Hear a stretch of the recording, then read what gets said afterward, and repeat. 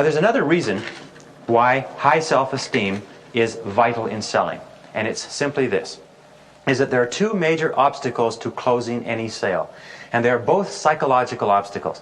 Once we've dealt with the material obstacles, the psychological obstacles are the major blocks, and they are these. First of all is the fear of failure. The fear of failure, which is a deep, ingrown, subconscious fear that we all have, the fear of failure in the mind of the customer or the prospect is the greatest single obstacle to purchasing.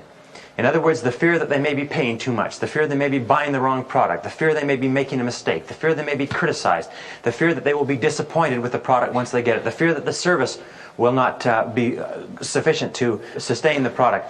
The fear of making a mistake, of failing, holds people back more than any other single fear in life. Every one of us has bought something that didn't work out. Every one of us has bought hundreds of things over the course of our adult lifetimes that didn't work out. So we have an inbred, conditioned resistance to buying things because of the possibility they might not work out.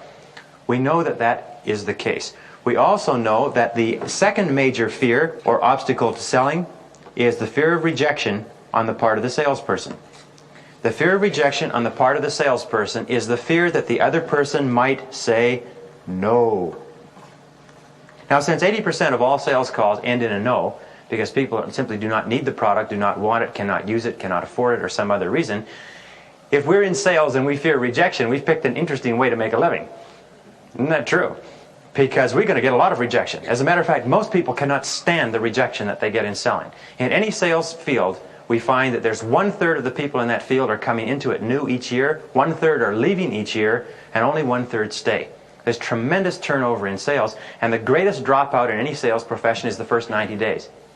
Because until a person develops competence and confidence and a high self-concept and product knowledge and sufficient resilience to bounce back from the inevitable rejection, they cannot sell successfully. The lack of success lowers the self-concept and lowers the self-concept, and finally people just drop out because they simply can't take the rejection. If there were not for the fear of rejection, we would all be terrific salespeople. If not for the fear of rejection, we'd be outstanding salespeople. As a matter of fact, a study at Columbia University a few years ago concluded that the average salesperson sells approximately 1.5 hours per day, and that the average sales call is not made before 11 a.m. in the morning. Now, why do you think that is? Why do you think they put off making that call until 11 a.m.? Well, of course, fear of rejection. Exactly, they fear rejection. And I can prove that this is true. It's very simple. Imagine that your company had hired a marketing research firm, and this marketing research firm had developed a very, very sophisticated way of identifying ideal prospects.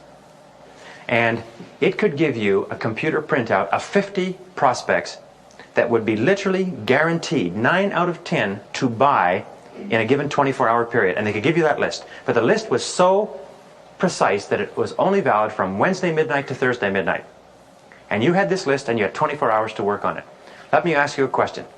If you believed in the quality of this list, what time would you start in the morning? 6 o'clock? You'd start as soon as you possibly could. Would you have time for coffee breaks? Would you have time for lunch? If you could call on people right up to midnight and you just made your last call and it was 11:45 and there was one more person you could call on, would you quit or would you make one more call? In other words, if you had no fear of rejection, if you were guaranteed a high level of success, you would be calling on customers every single waking moment. This is one of the great secrets of success, is that all outstanding salespeople have reached the point where they no longer fear rejection. They've built their self-esteem and their self-concept up to the point where if somebody says no to them, it does not hurt them, it does not put them off, it does not send them dejected back to their office or to their car. Now there's one other statistic which is very interesting, actually two. It is that 80% of all sales are closed after the 5th closing attempt. In other words, the 5th time that we ask the person to make a buying decision is when 80% of all sales are closed.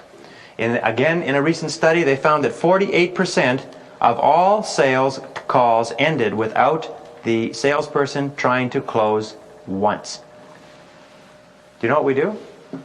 We go in and we very enthusiastically tell the person what our product or service is. We show them our information. We dazzle them with our literature and our footwork. And then when the person has been completely overwhelmed with our charm and our enthusiasm and our verbal agility, we then take a deep breath and we sit back and we say, well, what do you think? Isn't that right? Well, what do you think? And you know what they say? Well, I'd like to think it over. I'd like to talk it over with my boss, husband, cousin, uncle, brother, sister, partner, board of directors, banker, accountant, whatever it happens to be. Could you call back on me later? One of the great secrets of success in sales is to understand that people don't think it over. And the instant you walk out of that door, they have forgotten you ever lived. Have you ever gone back to see a person a week later after you thought you had a fantastic conversation and they were thinking it over? Now we go out and we have the vanity to believe that this person goes home and for 24 hours a day he just thinks about our product. He just turns it over in his mind. He talks it over with everybody, and he goes to sleep at night. The last thing he thinks about is our product. When he wakes up, we walk back in on him a week later and we know that by this time he is so keen to see us and to buy our product, and he can't even remember our name. He doesn't remember who we are or what we sell or anything. You ever had this happen? You left all your best information there? People don't think it over. When they say to you, let me think it over, what you have done is you just simply ended the interview, and you've, if you like, ended your possibility of selling.